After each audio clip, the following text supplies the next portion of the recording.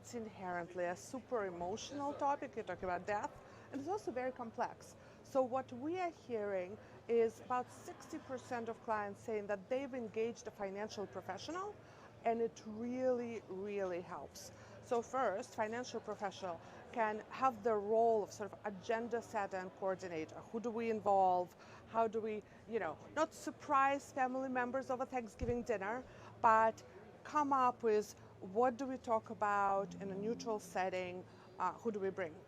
Two is they really can take emotion out of the conversation.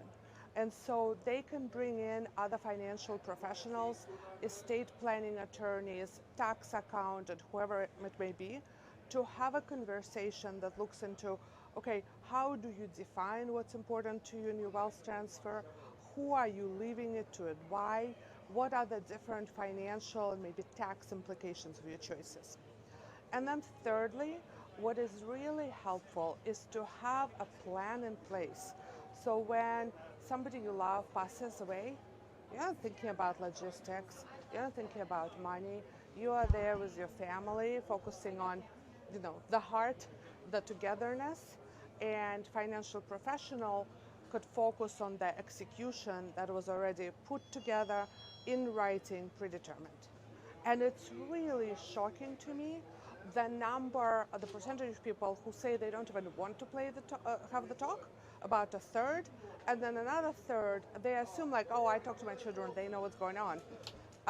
Yeah, you mentioned it in passing to your 8-year-old 10 years ago. That doesn't count. You need to have the conversation. So not discussing the what and the why. The second common mistake is how people think about wealth transfer. Oftentimes people think, oh, it's, money in my bank account, maybe stocks. No, no, no.